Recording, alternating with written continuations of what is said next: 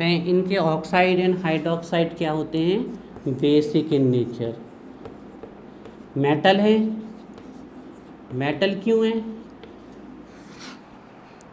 क्योंकि ये डक्टाइल है, मैलेबल है, लस्ट्रस है, सोनोरस है, good conductivity of heat and electricity and electron donor है, मींस इलेक्ट्रो पॉजिटिव है, दैट्स व्हाई दे। तो आपसे पूछे कि ग्रुप फर्स्ट को एल्किल, इसको हम बहुत डिटेल में लिखवाएंगे, अभी आपको धीरे धीरे आगे बढ़ा रहे हैं। तो आगे इसकी अब डिटेल में क्या है, अगर लैंग्वेज बनाना आती है तो ख़त्म है यहाँ पर। और क्या, और रिएक्शन बता सकते हैं हम आपको इसकी, आपको सिर्फ इतना बोलना है, elements of group first call alkali metal at their oxide and hydroxide are in basic in nature, the means of alkali is basic, ये होता है एल्केली का। और मेटल्स क्यों कह रहे हैं, क्योंकि वो मेटल हैं, उनकी प्रॉपर्टी मेटल्स की है ना। तो ये आपका, अब जैसे आप सोडियम को पानी में डालोगे, सोडियम को आप वाटर में डालोगे, 2Na 2 मॉलिक्यूल्स ऑफ वाटर, तो ये बेस बना लेता है 2NaOH और H2 गैस निकालता है। तो सोडियम ने वाटर में डालने पर क्या बनाया, बेस, इसलिए एल्केली मेटल्स है। जब सोडियम को आप वाटर में डालते हो तो बहुत अमाउंट में हीट निकलती है, एक्जोथर्मिक रिएक्शन है, और साथ में कौन सी गैस निकलती है, H2 गैस। तो ये हीट, इसको ये H2 गैस इस हीट के कारण क्या कर लेती है, फायर, आग पकड़ लेती है। इसलिए जब भी आप सोडियम मेटल्स को पानी में डालोगे आप देखोगे वो राउंड राउंड घूमने लगेगा और फाइनली क्या पकड़ लेगा, आग। तो वो मेटल नहीं पकड़ता है आग, वो आग पकड़ती है हाइड्रोजन गैस, ये बात ध्यान रखनी है आपको। अब ग्रुप सेकेंड को बोलते हैं alkaline earth metals. Group second alkaline earth metals, alkaline earth metals. तो देखो पक्का है कि इनके भी ऑक्साइड और हाइड्रोक्साइड कैसे हैं नेचर में, तो इनको एल्केलाइन मेटल्स बोलते हैं। लेकिन अर्थ क्यों बोल दिया गया इनको, क्योंकि ये दो जगह सबसे ज़्यादा एग्जिस्ट करते हैं। एक तो अर्थ के क्रस्ट में, अर्थ का क्रस्ट कहाँ किसको कहेंगे हम, जहाँ तक आपकी सॉइल पाई जाएगी, कोई इसकी एक डेफिनेट बाउंड्री नहीं है। पहाड़ी इलाकों में अर्थ क्रस्ट बहुत ज़्यादा होते हैं, और जो लैंड आपके होते हैं, जो ग्राउंड प्लेस होते हैं, वहाँ अर्थ क्रस्ट बहुत कम। जैसे कि हम अगर अपने पन्ना में या छतरपुर में या सतना में अगर हम कभी खुदवाएंगे तो ज़्यादा से ज़्यादा हमारे ख्याल से 7, 8 या 10 मीटर ही आपको सॉइल मिलेगी, उसके बाद फिर चट्टानें आना चालू हो जाती हैं, तो फिर इतना ही अर्थ क्रस्ट है। लेकिन आप अगर पहाड़ी एरिया में कराओगे तो 200-300 फुट तक या 50-50 मीटर तक आपके अर्थ क्रस्ट पाया जाता है। हाँ, तो यहाँ लैंड जल्दी आ जाती है ना, वही तो हमने बोला। अर्थ क्रस्ट पहाड़ी इलाके का मतलब आप लैंड पे रहते हो, पहाड़ी इलाका मतलब जो बिल्कुल पहाड़ी पर, जैसे कि सिक्किम हो गए, हिमालय हो गए, Jammu Kashmir. Alkaline earth metals, और एक पर्टिकुलर किसी इलाके में लैंड एरिया भी हो सकते हैं और आपके हिल एरिया भी हो सकते हैं। अर्थ का यहाँ पर 2 मीन्स है। एक तो अर्थ का मतलब होता है एस का मतलब है राख, अर्थ राख। तो इनकी जो राख होती है, इन मेटल्स की जो राख होती है, उसको अगर आप पानी में डालोगे तो वो बेसिक सॉल्यूशन बनाती है, इसलिए इनको एल्केलाइन अर्थ मेटल्स कहा जाता है। दूसरा देखो, हम आपको सभी प्रोबेबिलिटी बता रहे हैं। दूसरा ये बताया जाता है कि ये मोस्टली कहाँ पाए जाते हैं, अर्थ क्रस्ट में, mostly found in earth crust. भू परपटी, भू माने पृथ्वी, परपटी मतलब ऊपर की परत।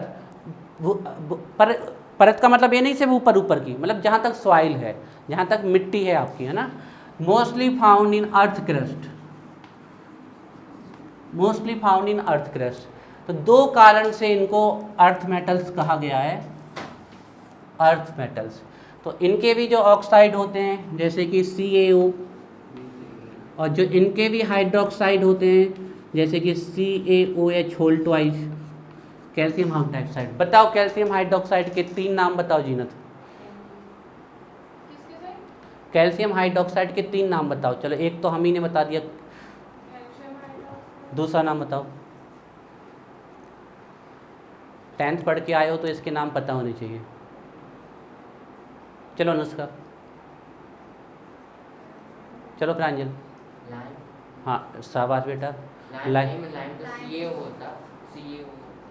तो हम इसके पूछ रहे हैं, आप लाइम क्यों बता रहे हो फिर? हम कैल्शियम हाइड्रोक्साइड पूछ रहे हैं ना। लाइमस्टोन बता दो। CaSO4 होता है लाइमस्टोन। यस CaCO3 है लाइम। जल्दी बोलो, नहीं पता तो नाम देखो। तो इसका नाम होता है स्लैग्ड लाइम।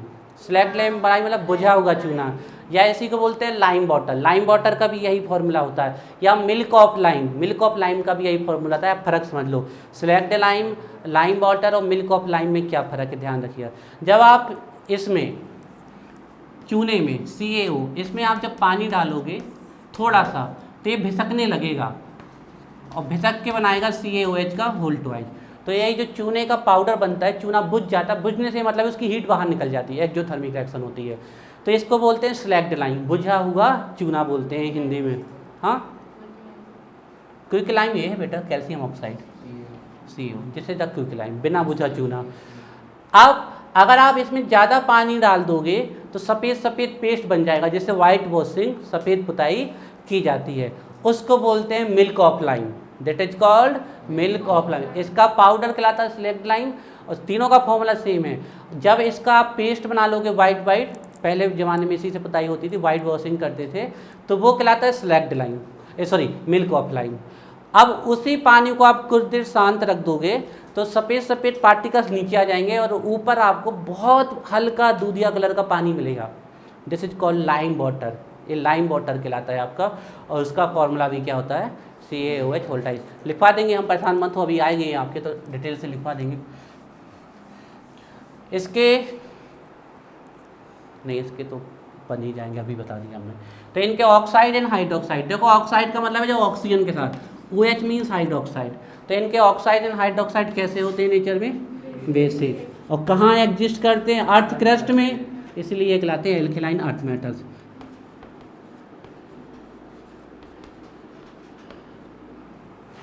इनको फर्दर लैंग्वेज में S ब्लॉक एलिमेंट्स, बहुत जल्दी हम मुलाकात करने वाले हैं उनसे, तो बहुत डिटेल में लिख देंगे। अभी आपका हमारा पर्पस है आपको धीरे धीरे बताएं।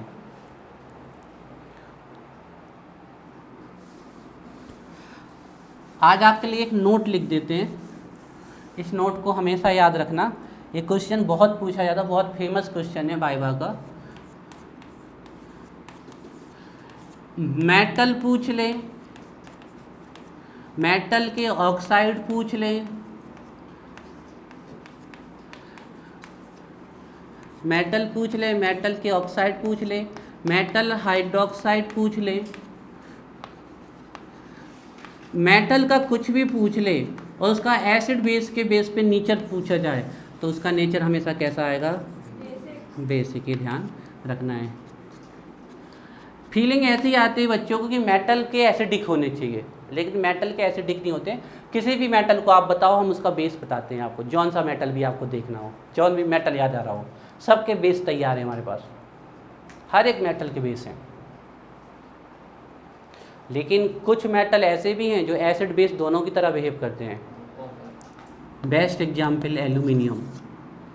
एल्यूमिनियम का जो हाइड्रोक्साइड है AlOH होल थ्राइज, जो बेस लाइन क्वेश्चन अभी जो पेपर हुआ है क्लास 12 का, बेस लाइन गवर्नमेंट स्कूल में एक क्वेश्चन आया उसमें, तो कौन सा एलिमेंट है जो बेस, एसिड और बेस दोनों बिहेव करता है, दैट इज एल्यूमिनियम। तो इसका जो हाइड्रोक्साइड होता है वो एसिड और बेस दोनों की तरह बिहेव करता है। मेटल वाइज में मेटल एंड नॉन मेटल की प्रॉपर्टी पाई जाती है आपकी। जी हम बेसिक नेचर बता रहे हैं। तो मेटल के ऑक्साइड और मेटल के हाइड्रोक्साइड हमेशा बेसिक होंगे। इसका उल्टा देख लीजिए, नॉन मेटल के ऑक्साइड, नॉन मेटल ऑक्साइड, और नॉन मेटल के जनरली हाइड्रोक्साइड नहीं होते हैं, ध्यान रखना। नॉन मेटल के कंपाउंड,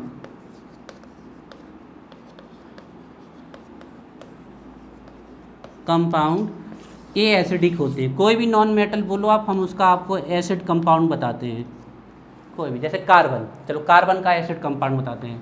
कार्बन जब ऑक्सीजन से रिएक्ट करती है तो बनाती है कार्बन डाइऑक्साइड, और इसको आप वाटर में घोल दो तो ये बनाती है carbonic acid, H2CO 3। Coca Cola Pepsi सब पीते हैं आप, उसमें यही एसिड होता है, कार्बोनिक एसिड। और बताओ, और कोई भी नॉन मेटल बताओ, सब नॉन मेटल का कंपाउंड्स एसिडिक होते हैं नेचर में। हाइड्रोजन के तो कितने सारे बेटा, H2SO4, HCl, HNO3, ढेर सारे। हो गए अभी? चलिए, एक्सेप्शन भी आएंगे, मतलब कुछ मेटल ऐसे भी होंगे जिनके ज़्यादा एसिडिक होंगे, बेसिक तो होंगे लेकिन ज़्यादा एसिडिक, और कुछ नॉन मेटल ऐसे होंगे जिनके ज़्यादा बेसिक होंगे, कम एसिडिक होंगे। लेकिन जनरल ट्रेंड यही है जो पूछा जाता है, तो वो बहुत डीप वाली बात कर ली हमने, वहाँ तक तो पहुँचने में अभी हमें लंबा सफ़र तय करना है। ठीक है, हम सिर्फ स्पेशल नेम बता रहे हैं, हम सभी के नेम नहीं बता रहे हैं जिनको स्पेशल नेम से बोला जाता है। इसके अलावा ये तो डी ब्लॉक एलिमेंट्स और ट्रांजिशन एलिमेंट्स, इसके स्पेशल नेम आप जान चुके हो। जे एफ ब्लॉक एलिमेंट्स और इनर ट्रांजिशन एलिमेंट्स, इसका स्पेशल नेम जान चुके हो। अब इस फैमिली को बोलते हैं बोरॉन फैमिली, क्योंकि इसका फर्स्ट एलिमेंट क्या है, बोरॉन। इसको कार्बन फैमिली, इसको नाइट्रोजन फैमिली, इसको ऑक्सीजन फैमिली, इसको फ्लोरीन फैमिली, इसको हीलियम फैमिली।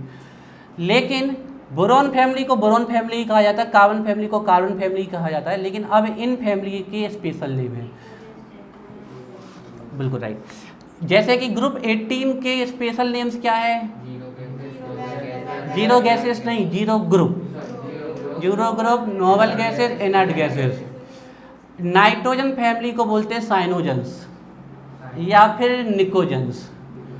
ऑक्सीजन फैमिली को बोलते हैं चैल्कोजेंस, और इसको बोलते हैं हेलोजेंस। लेकिन नाइट्रोजन फैमिली को निकोजेंस क्यों बोलते हैं, ये हम आपको बता रहे हैं। ऑक्सीजन फैमिली को चैल्कोजेंस क्यों बोलते हैं, ये हम आपको बताते हैं। इनको हेलोजेंस क्यों कहते हैं, ये हम आपको बताते हैं। इनको inert gases, noble gases, rare gases, aerogens क्यों कहते हैं, जीरो ग्रुप, इनके बारे में हम डिस्कशन कर चुके हैं और लंबा डिस्कशन करेंगे बाद में। ठीक है, तो हम स्टार्ट करते हैं आपका special name group 15। Group 15 element आपको पता है, न्यूज़पेपर ऐसे सब बिक गए, ये हैं हमारे इसके element. Nitrogen, phosphorus, arsenic, antimony, bismuth, ये हमारे इसके एलिमेंट है। जो ये फैमिली है, जो ये ग्रुप 15 है, इसका नाम होता है साइनोजेंस। पहला नाम तो इसका नाइट्रोजन फैमिली होता है, क्योंकि इसका पहला मेंबर क्या है, लेकिन वो कोई बड़ी बात नहीं है। इसको बोलते हैं साइनोजेंस। इस फैमिली का एक नाम और है साइनोजेंस। इसको साइनोजेंस इसलिए कहा गया है क्योंकि ये क्या बनाते हैं, साइनाइड एंड आइसोसाइनाइड। साइनाइड होता है Cn और आइसोसाइनाइड क्या होते हैं, Nc। ध्यान रखिए, cyanide is a very dangerous poison, बहुत ही जहरीला जहर है, ध्यान रखिएगा। साइनोजेंस कहते हैं साइनोजेंस क्योंकि ये साइनाइड बनाते हैं, आइसोसाइनाइड बनाते हैं। दिस वन इज साइनाइड और another one is isocyanide. Isocyanide, ठीक है। लेकिन ये वाला बहुत कम पूछा जाता है। ये है भैया मेन नाम इसका, pnicogens. P is silent, pnicogens. Pnicogens ये नाम इसका चलता है सबसे ज़्यादा, निकोजेंस। इसका एक नाम और चलता है निकोमाइड्स। निकोमाइड्स, और एक नाम और चलता है निकोनाइड्स। निकोनाइड्स, हमने आपको तीनों नाम बता दिए, लेकिन सबसे ज़्यादा चलता है निकोजेंस। तो पहला क्वेश्चन बताएंगे हमें अंकित, निकोजेंस का जनरल इलेक्ट्रॉनिक कॉन्फ़िगरेशन क्या है? ढेर कई बार पूछा गया है। What is the general electronic configuration of pnicogens? निकाल लो, फास्ट निकाल लो कॉपी में ऊपर। निकोजेंस का जनरल इलेक्ट्रॉनिक कॉन्फ़िगरेशन क्या होता है? निकल गया? इतना टाइम?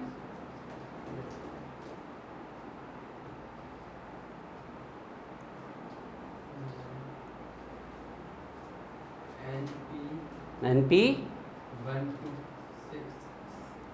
अनुष्का, अच्छा तुम अभी तैयार नहीं थी, रेडी रहा करो। हम जब नहीं, हमें सिर्फ इसका जानना है, इस फैमिली का, ग्रुप 15 का। सर फॉर्मूला की बोला नहीं, इनका जनरल इलेक्ट्रॉनिक कॉन्फ़िगरेशन, मतलब इनका है, जैसे आप कहते हो ना ग्रुप फर्स्ट में सबके लास्ट में एक आता है, हाँ। ग्रुप सेकंड के लास्ट में 2। NS2 हाँ, और 2P4 NS2 नहीं बोलना, N2P नहीं बोलना है, NS2 NP करके ही बोलना है। NP4 गलत।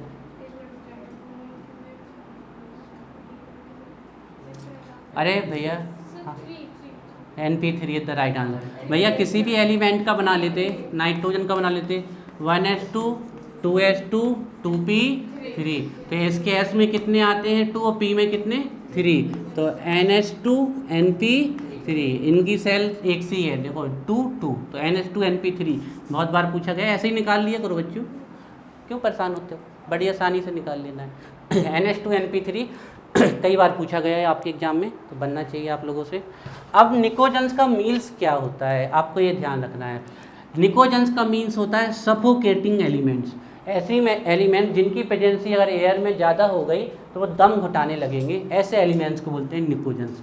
तो कहते हैं इनको सफोकेटिंग एलिमेंट्स। हमने कहा ना कि इनके कंपाउंड अगर नेचर में आएंगे तो वो सफोकेटिंग है, दम घुटा देंगे। जैसे कि अगर आपके एटमॉस्फेयर में साइनाइड आ गया तो लोगों का दम घुटना चालू हो जाएगा, पॉइजन है। अगर आपके एटमॉस्फेयर में नाइट्रोजन डाइऑक्साइड अगर ज़्यादा क्वांटिटी में आ गई तो दम घुटना चालू। नाइट्स, यहाँ माइट्स, यहाँ नाइट्स। NO2 आ गया तो दम घुटना लगेगा। जैसे कि हमारे एटमॉस्फेयर में अगर आइसोसाइनाइड आ गया तो दम घुटना चालू हो जाएगा।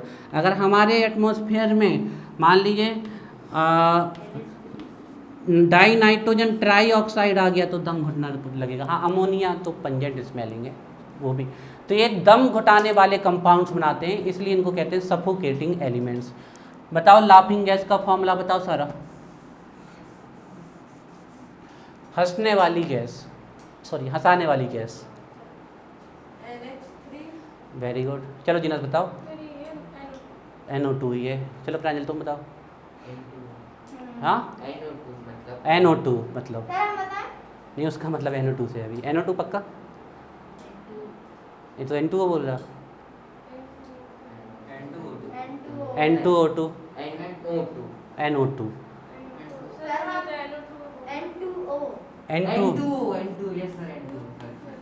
ठीक है, तो N2O ही है। दिस इज एन, इसका नाम है नाइट्रस ऑक्साइड। हाँ, कंफ्यूज हो गए थे तो उसी को तो दूर करना है भाई। नाइट्रस ऑक्साइड और ये लाफिंग गैस है। हाउसफुल देखी है आप लोगों ने? जैसे यही तो पता करना था, लाफिंग गैस तो बहाना था, यही तो पता करना। कौन सी? फर्स्ट वाली है वैस, और थर्ड अभी लाइन में लगी है देखने हैं। फोर्थ तक आ गई, मतलब तुमने देखी है? इसने चारों 4 बार देखी है। फर्स्ट सेकंड एक बार देखी, फोर्थ 2 बार देखी और थर्ड 1 बार देखी। बहादुर 2 बार हाथ में मारेंगे, 4 बार पीठे मारेंगे, 3 बार टांग में मारेंगे। तो उतने साल पहले ले जाके मारे। टाइम मशीन नहीं है ना बेटा, उस तरीके से मारेंगे ना कि तुम्हें लगे कि 2 साल पहले मारा था, स्टाइल से मारेंगे। घड़ी का समय 2 साल पीछे करके मारेंगे, परेशान नहीं होना है। नाइट्रस ऑक्साइड लाफिंग गैस, इसका सबसे ज़्यादा यूज डेंटिस्ट करते हैं छोटे बच्चों के लिए। अगर वो माउथ नहीं खोलते तो थोड़ी सी स्मेल करा देते तो फिर अपने माउथ खोलना चालू कर देते हैं। नाइट्रस ऑक्साइड या इसी को बोलते हैं लाफिंग गैस। तो आजकल आपसे कोई पूछे why elements of group 18 are called pnicogens, तो सिंपल आंसर होगा elements of group 18 called pnicogens at they are the suffocating elements from suffocating compounds. ये सफोकेटिंग कंपाउंड्स बनाते हैं।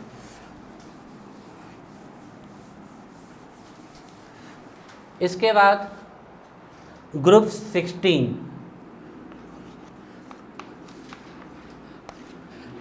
ओल्ड स्टाइल से टीपो,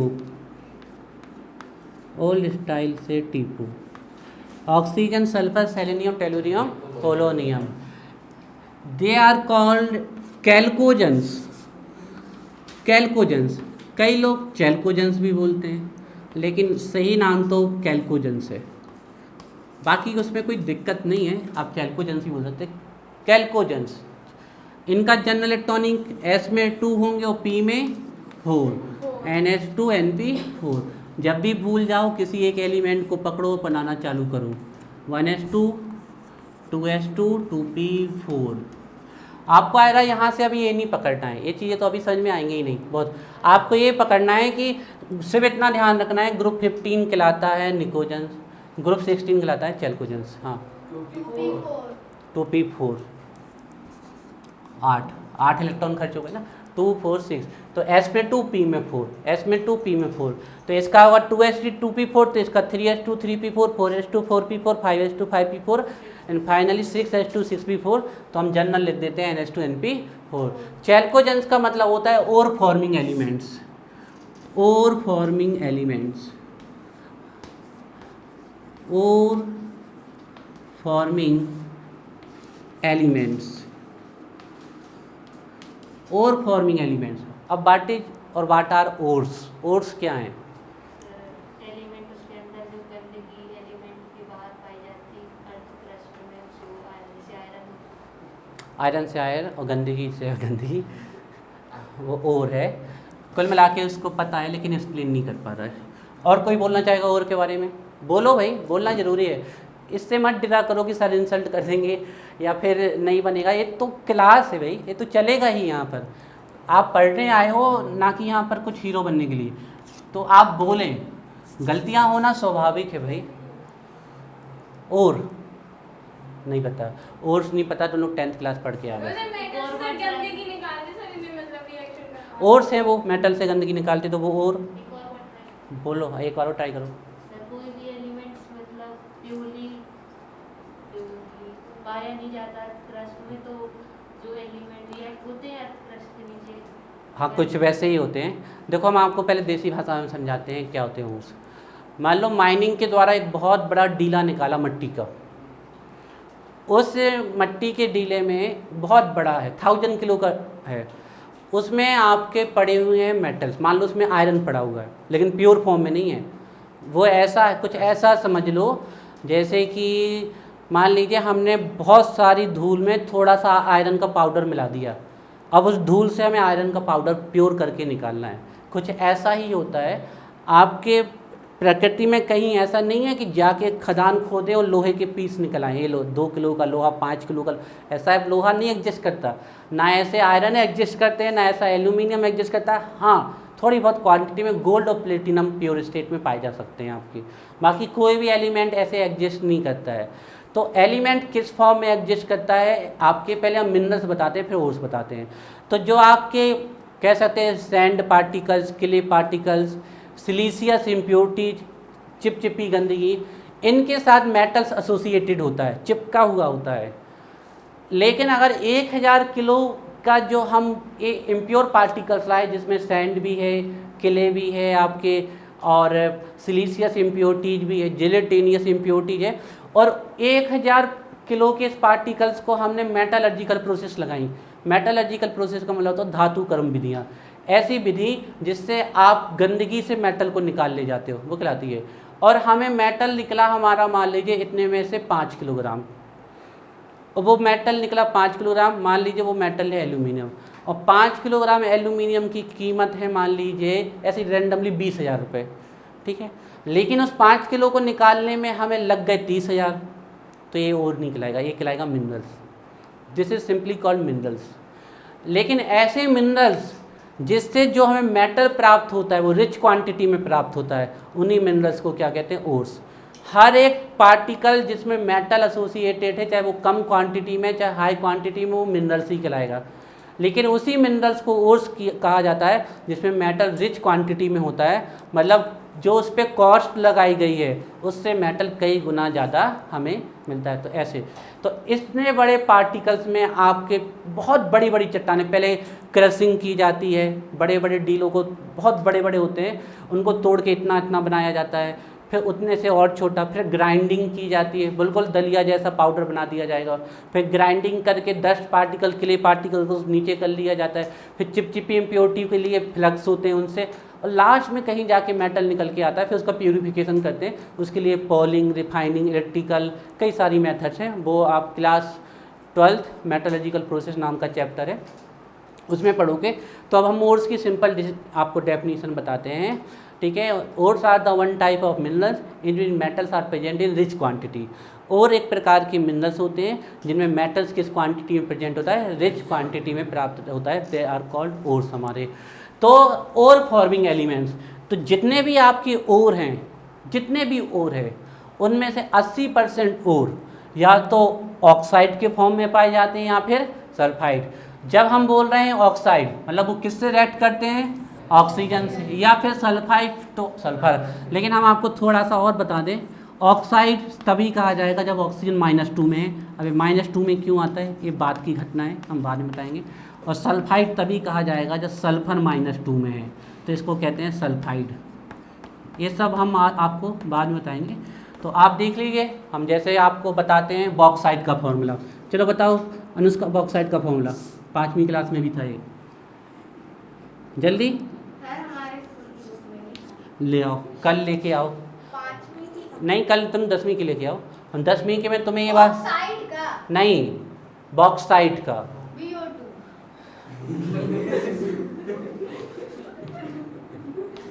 बॉक्साइड का BO2। अच्छा, तो बताओ पायराइट का PO2, पायराइट का PO2 तो बॉक्साइड सर सुना ही नहीं है। नहीं सुना। चलो आज कान के नीचे सुनाई देगा।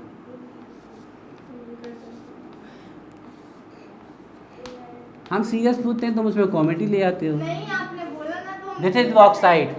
अब एक जनरल नॉलेज का क्वेश्चन पूछ लेते हैं। बॉक्साइड हमारे मध्य प्रदेश में सबसे ज़्यादा कहाँ पाया जाता है? अरे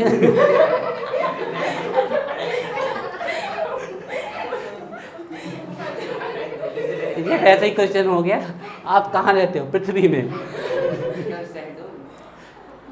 फेंको बेटा, आप कच्चू नहीं बच्चू। जब वो गुजरात तक पहुँच गया तो तुम कुछ भी बोलो सब सही होना है। अब तुम कुछ भी बोलो उससे गलत नहीं हो सकता है ना। बालाघाट, बालाघाट में पाया जाता है हमारे मध्य प्रदेश में सबसे ज़्यादा बॉक्साइड, ठीक है। तुम्हें पता था बॉक्साइड का? तो तुम्हें का सेटिस्फैक्शन चाहे कि हमसे नहीं बना, दूसरे बनत तो नहीं है कहूँ।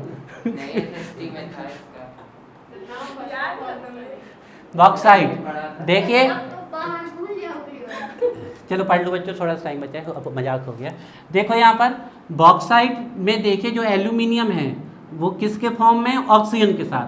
तो देखिए आपके ओर्स किस फॉर्म में, ऑक्सीजन के साथ है। अब इस बॉक्साइड से सारी इम्प्योरिटी निकाल दी जाएगी और लास्ट में आपको प्योर एल्यूमिनियम मिलेगा। सबसे ज़्यादा एल्यूमिनियम पूरे वर्ल्ड में बॉक्साइड नाम के ओर से ही मिलता है। इसके अलावा और देखिए जैसे कॉपर पायराइट CuFeS2, देखिए ये है कॉपर पायराइट। कॉपर पायराइट में आप देख लीजिए इसमें 2 प्रकार के मेटल है, कॉपर है दूसरा आयरन, और एक किस फॉर्म में, सल्फाइड के फॉर्म में। देखिए लिखने के लिए आए तो ढेर सारे, हम बहुत सारे लिख दें, लेकिन हम आपको बता देते 70% ओर्स जो होते हैं या तो वो ऑक्साइड के फॉर्म में होते हैं या सल्फाइड। और ऑक्साइड और सल्फर किस ग्रुप का है, सिस्टीन ग्रुप का, इसलिए इस ग्रुप का नाम रख दिया गया ओर फॉर्मिंग एलिमेंट्स और चैल्कोजेन। और भी ढेर सारे हैं, आपका हॉर्न सिल्वर हो गया आपका, और इसके नहीं हॉर्न सिल्वर तो नहीं हुआ, वो तो आपका AgCl हो गया। जैसे कि iron pyrite FeS2, galena PbS, zinc blende ZnS, दुनिया भर के हैं आपके, है ना। तो बहुत सारे होते हैं जो इसके फॉर्म में पाए जाते हैं आपके। ये हो गया आपका ग्रुप 16। और सब ग्रुप से, सब जितने भी ग्रुप हैं उनमें से सबसे इम्पोर्टेंट ग्रुप 17। AuO3 नहीं होता है। Group 17 very very important. फिर कल बाहर INT या फसल ब्राइट, फसल bright, fluorine, chlorine, bromine, iodine, astatine. These elements are called halogens। इनको हेलोजन